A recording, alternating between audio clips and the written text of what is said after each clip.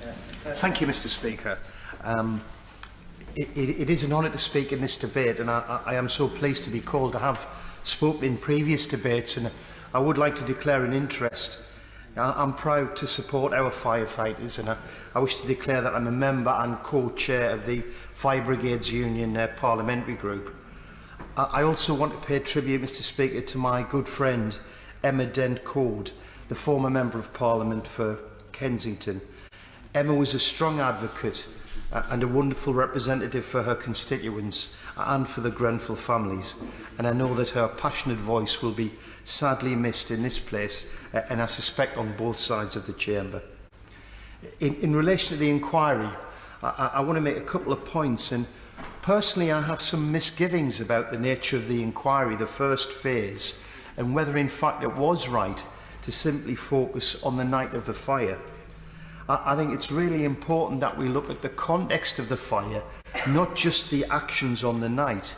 And it's my belief, Mr. Speaker, that before a single firefighter arrived at Grenfell, the building was already compromised in several ways. And I want to list them. Some of them have been touched upon. The rain screen ACM cladding covering outside of the building, that was compromised. A number of members talked about the safety testing regimes and the way in which the safety tests are conducted. My understanding is the panels are not tested as they would appear on the side of a building, with sections cut in them for windows and balconies. So the tests, I believe, that there's an issue there. The lining materials around the windows, they were compromised. The fire resistance of the flat doors, the flat fire doors that did not self-close, the lack of provision for people who needed assistance. A member mentioned the terrible fire in Bolton recently, where most of the occupants were fit and able students. But in circumstances like Grenfell, where there are children and elderly disabled people, that needed to be taken into account. A lower standard of stair doors, heating systems and gas pipes in the protected central stairwell, a single stairwell only just over a metre wide, firefighting lifts not provided, a dry fire main instead of a wet riser for water supplies. Now, for the uninitiated, a dry fire main is an empty pipe that can be connected to a water source from outside the building by firefighters, whereas a wet riser, in the wet riser system, pipes are kept full of water for immediate or automatic use, or indeed for use manually by firefighters. And also the failure of the smoke lobby control system. Grenfell Tower was compromised through political decisions from the so-called refurbishment, the cosmetic refurbishment that wrapped it in a flammable cladding, and because of the deregulation of building and fire regulations, from the cuts to the fire service to the failure to learn from previous tragedies. I think we do have to look at the broader context and the political decisions and the individuals that were involved. As Mayor of London, our current Prime Minister, in my view, must accept his share of culpability and responsibility. He was at the forefront of driving cuts through when he was the Mayor of London, cuts to the London Fire Brigade of over £100 million. And let's be honest about this, it led to the loss of 27 fire appliances, 552 firefighters, 324 support staff, 2 fire rescue units, 3 training appliances, and the closure of 10 fire stations, and a reduction overall in crewing levels. So let's pretend that had no impact on it. Let's not pretend it had no impact on it, because it did. During this era of austerity, which was politically motivated, recommendations arising from the Lakenhall House and the Shirley Tower fires landed on ministers' desks. Let's not pretend that didn't happen. The recommendations on the retrofitting of sprinklers into high-rise buildings and overhauling and recommendations to overhaul building regulations were ignored. A 2013 promise to review existing building and safety fire regulations wasn't carried out until July 2017 following Grenfell. And in relation to the stay put policy, the government were warned by Francis Kirkham.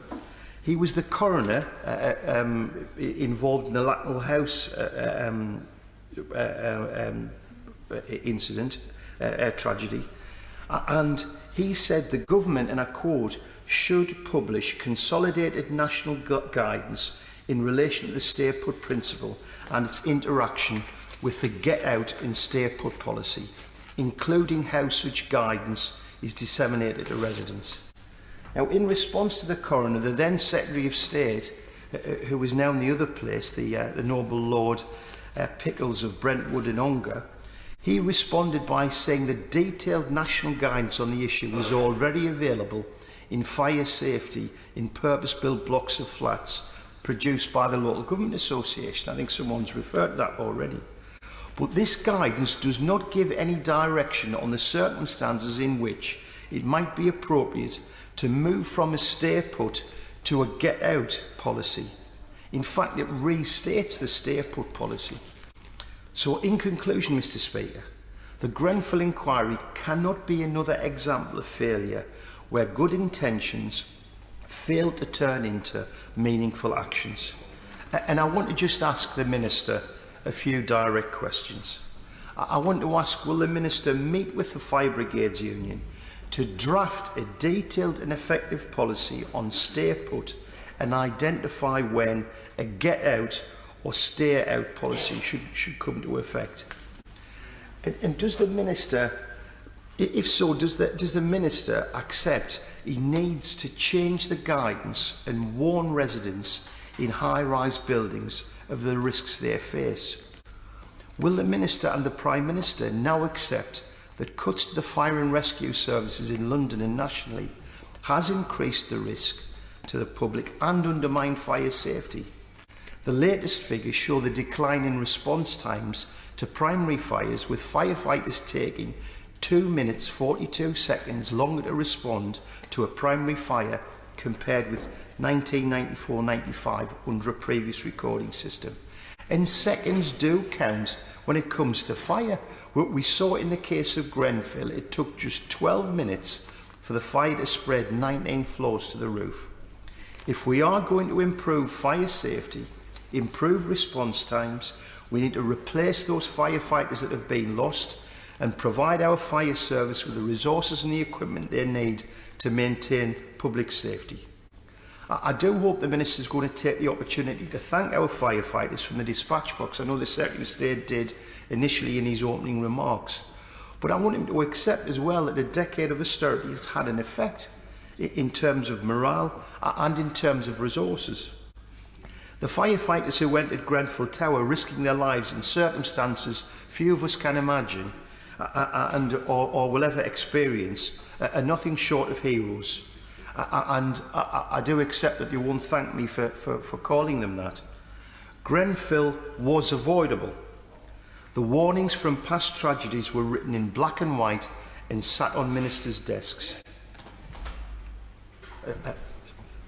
I'm sorry, Mr. Speaker, we were... Just put about the time for others. Oh, okay. Okay, I'm almost finished. You did say 5 minutes, I think maybe on 10. I'm sorry, I didn't hear that. I do apologise. Okay. The wrong decisions were made in Westminster and Whitehall, and it's communities like Grenfell that have suffered. I do believe it was avoidable. I do believe wrong decisions were made in Whitehall and Westminster. And I do think that David Cameron's obsession with deregulation and privatisation paved the way to this disaster. You better explain.